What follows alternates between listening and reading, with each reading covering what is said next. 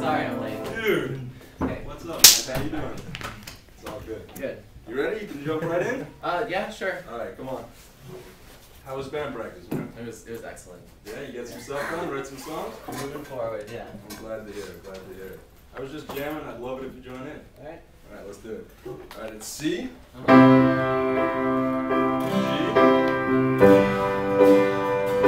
minor, F. Let's go through it once more.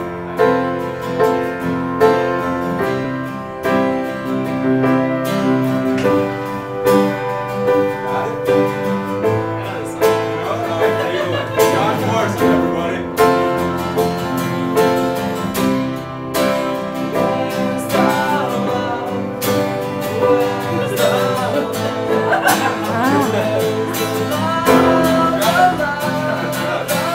What are you doing, dude? Where's the love? Black Eyed Peas, come on. I was not playing Where's the Love. I was playing Let It Be.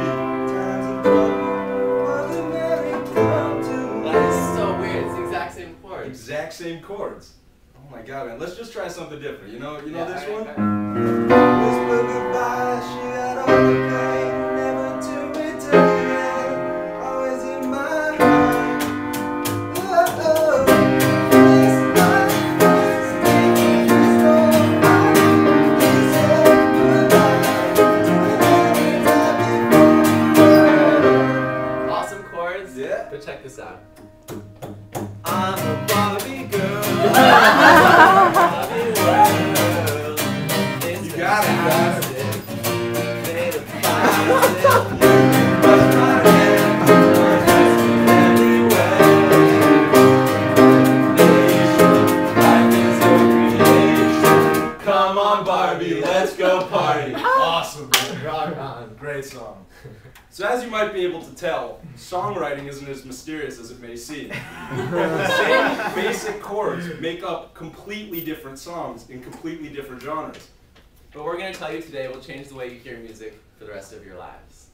And the way you hear songs. Basically, as we said, all songs are written the same, and we'd like you to now realize this. So essentially, this is not a modern phenomenon.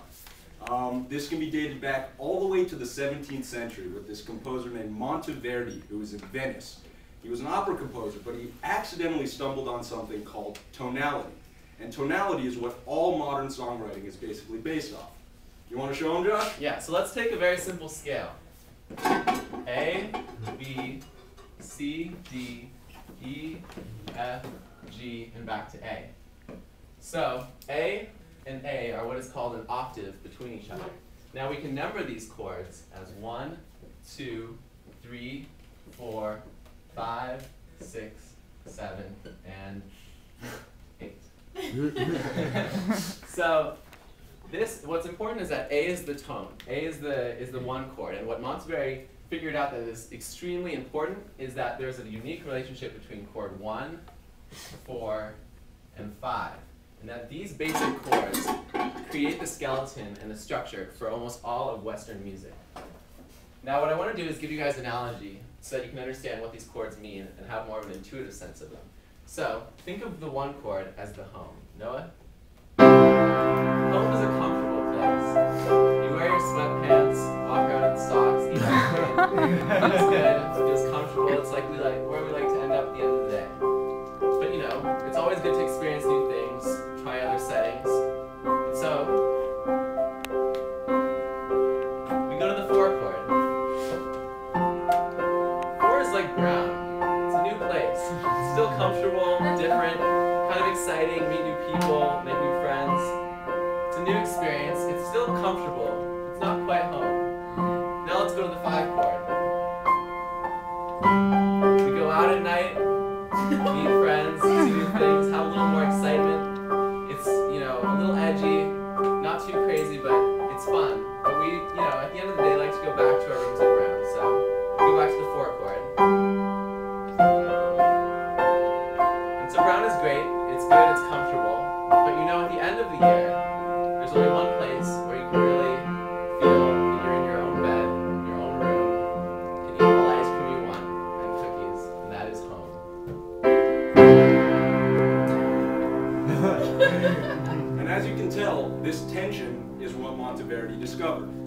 no matter what chords you play, you're always going to want to come back to 1, the tonic, or home, as we were talking about. Now, we know this is a lot of music information all at once, so we'd like to open it up before we keep moving forward to any questions, just if any of this is not being explained clearly enough. Anyone? We are great teachers. Awesome. This is excellent. So you might ask, is every song written off this 1-4-5? Obviously, every song can't be those 3 chords, because as we all know, music is varied. So there have been deviations from this in Western music. One good example of that is Schoenberg. In the mid-20th century, he did something called atonal music, and what he was experimenting with is what would happen if you were to deviate away from this basic chord structure. So Noah, can you show us what that So we'd sounds start at home, and we'd go with anything else, the tonic. But Schoenberg said we do not need to go back to the tonic. So his music sounded something like. And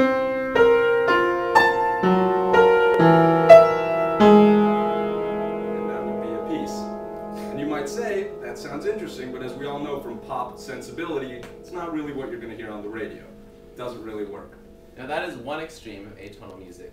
There have been minor deviations from this basic structure, such as jazz, which is one of the reasons it's so well respected within musical history. And what jazz does is it uses this same skeletal structure, but it deviates slightly in some of the chords with slight variations. So can you show us something?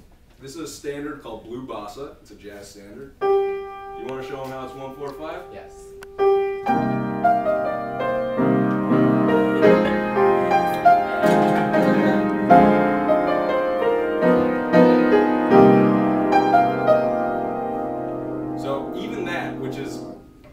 Complex version, if you look at the structure, is still basically going 1-4-5.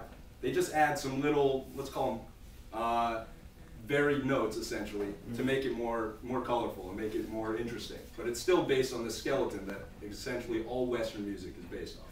And could you show us another few examples for 1-4-5 as far as just regular music goes? Yeah, if you think about it, this is 1-4-5 as you heard before.